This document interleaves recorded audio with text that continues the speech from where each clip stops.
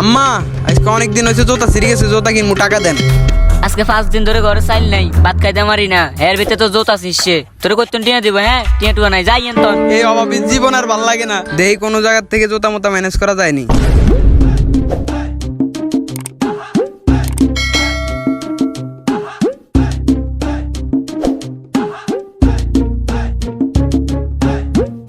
কি রে বন্ধু, তোরে কোনোদিন দেই না মসজিদের সামনে, আজকে হঠাৎ তুই মসজিদের সামনে, ব্যাপার কি?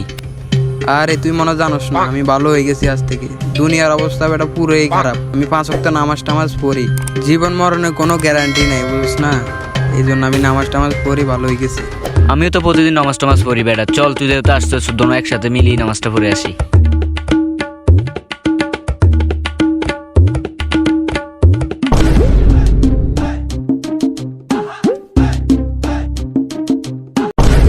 ভাই ভাই ভাই, এই জোতা আমার, আমি জোতা টোতা চুরি করি না ভাই। আরে বন্ধু ডরাসকা, আমি বেটা। আরে বেটা এভাবে নি হাত দি বেটা, আমি ডরাইছি না রে। তুই কাজ হতো না সেটা। আরে বন্ধু কে আর কইস না, আমি জোতা চুরি করতে আইছি, বুঝছ? আরে আমার তো জোতা ছিঁড়ে গেছে বেটা, আমি মসজিদে এসে আজকে জোতা চুরি করানোর লাই। কি কস? চল চল, কেউ দেখে রাখি, এখান থেকে জুতা নিয়ে ভাগি। তাড়াতাড়ি ভাগ ভাগ ভাগ।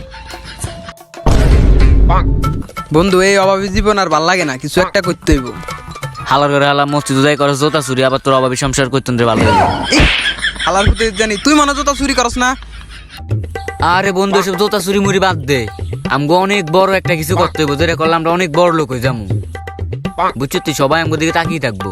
হালার কুটিপতি হইতে গেলে অনেক টাকা ক্যাশ লাগে, পরে একটা ব্যবসা ধরা লাগে, তুই কি দিয়ে কুটিপতি হইবি?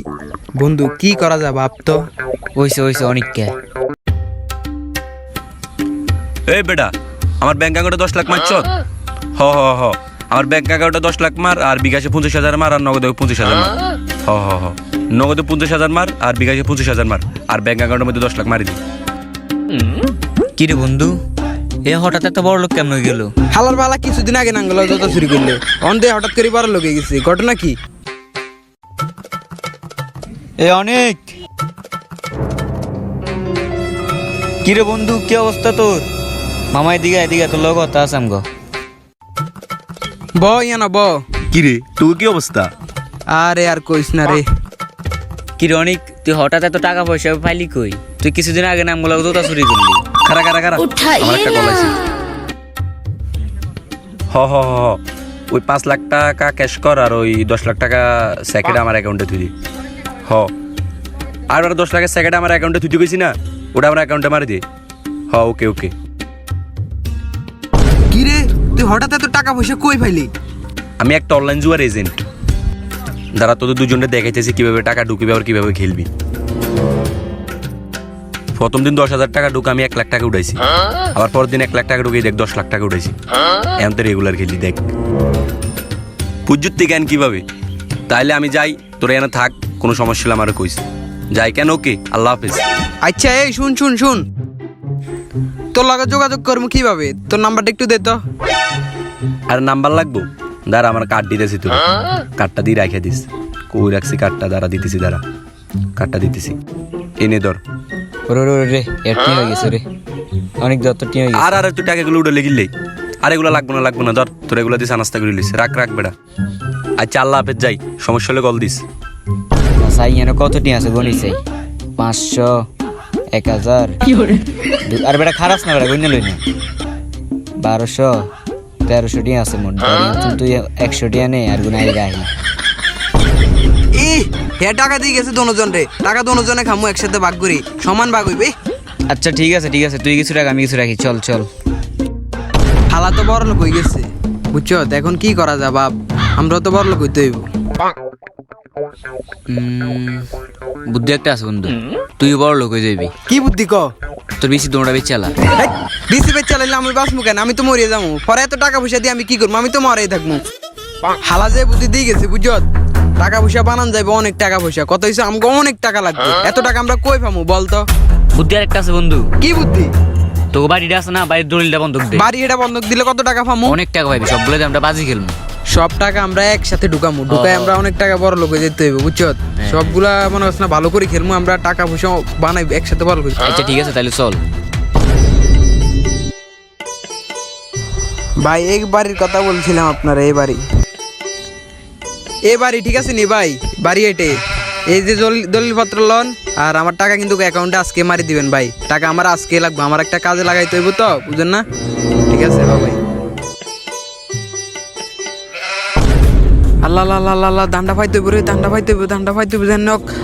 ইয়েস, দান্ডা পাই গেছি রে, ইয়েস। আমি তো বড় লোক হয়ে গেছি রে বন্ধু। বন্ধু টাকা তো ভালো ইনকাম করছ।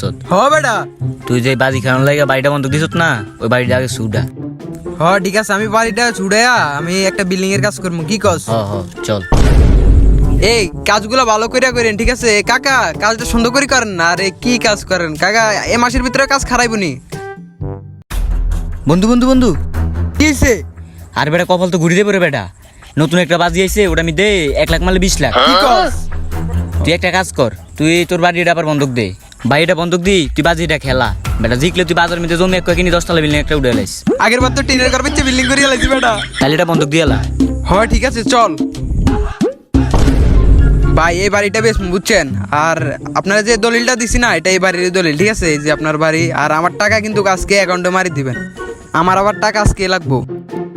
আচ্ছা তৈলে আর কি ভাই, আমার টাকাটা অ্যাকাউন্টে মারি দেন আর যান তৈলে। আচ্ছা ঠিক আছে। দান্ডা ফাইতে রে, যেভাবে হোক দান্ডা ফাইতে মারা।